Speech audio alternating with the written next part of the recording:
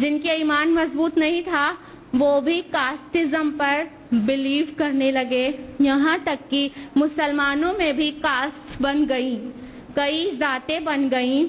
ہندو مذہب میں تو 4 ورن تھے, مسلمانوں میں 5 ورن تیار ہو گئے. سب سے اوپر دیکھیے کانسپیریسی کے تحت ہوا, یاد رکھیے گا, سب سے اوپر رکھا گیا سید کو, پھر شیخ کو, پھر مغل کو, پھر پٹھان کو. یہ 4 ذاتیں جو تھیں وہ ان کا ذکر شریف اقوام میں ہونے لگا کہ یہ 4 کاسٹ شریف لوگ ہیں. اور جو لوگ صنعت حرفت اور تجارت کے کام میں مشغول تھے الٹیمیٹلی وہ 5واں ورن 5th کاسٹ بن گئے, یعنی کہ جلاحہ, نائی, قصائی. اس طرح سے باقی جتنے بھی کاسٹ تھیں ان کے پیشے کے نام سے وہ 5واں ورن 5th کاسٹ بن کر تیار ہو گئی اور ان کو نچلی ذات کہا جانے لگا. تو اس طرح سے ایک کانسپیریسی کے تحت, ایک جانی سمجھی چال کے تحت مسلمانوں کو ڈیوائیڈ کیا گیا ہے.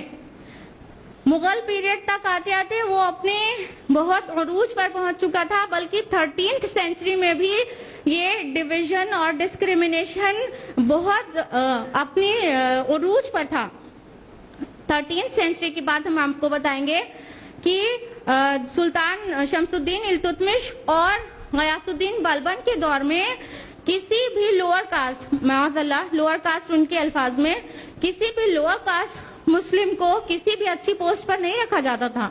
یہاں تک کہ تاریخ فیروز شاہی میں درج ہے, یہاں تک کہ بلبن اس بات سے اتنا ناراض ہوتا تھا کہ کسی بھی لوور کاسٹ مسلم کو کسی اچھی پوسٹ کے لیے کبھی بھی نامینیٹ بھی کیا جائے, اگر کسی بھی ان کے حساب سے لوور کاسٹ مسلم کو جلاحہ, نائی, قصائی وغیرہ, لوور کاسٹ مسلم کو اگر کسی اچھی پوسٹ کے لیے کوئی نامینیٹ کر دیتا تو وہ اتنا غضبناک ہوتا بلبن کہ کہتا کہ اگر آج کے بعد کسی نے یہ کام کیا, کسی نچلے درجے کے مسلمان کو نامینیٹ کیا اچھی پوسٹ کے لیے, تو اس کو ایسی عبرتناک سزا دوں گا جو کبھی کسی کو نہیں دیا.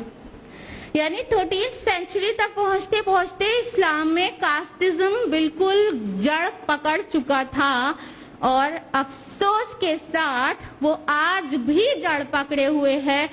اس اویئرنیس کے دور میں بھی, اویئرنیس ان دا سینس کی کاسٹزم کی کوئی بنیاد نہیں ہے. اب ہم سائنس ٹیکنالوجی کے ایرا میں جی رہے ہیں, اب ہم ہر چیز سے اویئر رہنا پسند کرتے ہیں.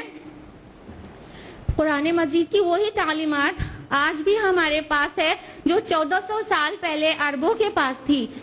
آپ نے کبھی اہل عرب میں سنا ہے, کبھی بھی اہل عرب کے بارے میں سنا ہے کہ وہ ان کاسٹ میں ڈیوائیڈڈ تھے؟ وہاں کوئی سید تھا, کوئی پٹھان تھا, تو کوئی قریشی تھا, کبھی سنا ہے؟ نہیں سنا ہوگا نا. یہ ہندوستانی کلچر کی دین ہے, بلکہ انڈین کانسپیریسی کی دین ہے. آرینس کی ایک جانی سمجھی چال کے تحت مسلمانوں کو کاسٹ میں ڈیوائیڈ کیا گیا.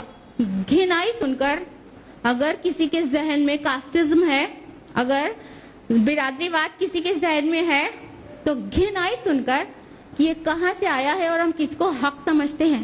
آج ہمارا کیا حال ہے کہ ہم اپنی بیٹی کا نکاح نہیں کرتے ہیں نا دوسری کاسٹ میں, جبکہ وہ کلمہ گو ہوتا ہے, متقی پرہیزگار بھی ہوتا ہے, بٹ کیا ہے کہ کہہ دیتے ہیں ہاں, پہلے تو کہتے ہیں دیندار لڑکی چاہیے, دیندار لڑکی چاہیے. جب دیندار لڑکی بتاؤ تو کہتے ہیں اصل میں ہم کو سید صدیقی میں چاہیے تھا, پٹھان تک چلے گا, اس کے نیچے نہیں چلے گا.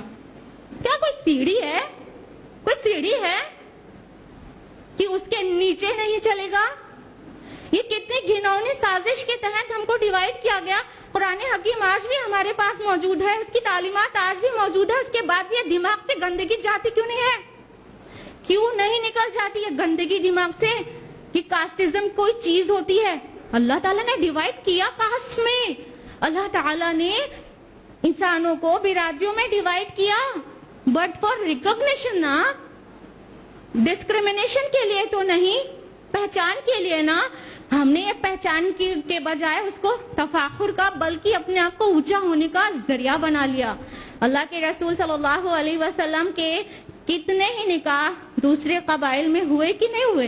हाँ, तो अब हमें क्या परेशानी है, हम दोस्ती तो कर लेते हैं लेकिन रिश्तेदारी नहीं जोड़ते। उसका मतलब ये गंदगी जो है बिरादरीवाद की, वो आज भी हमारे जहनों में है।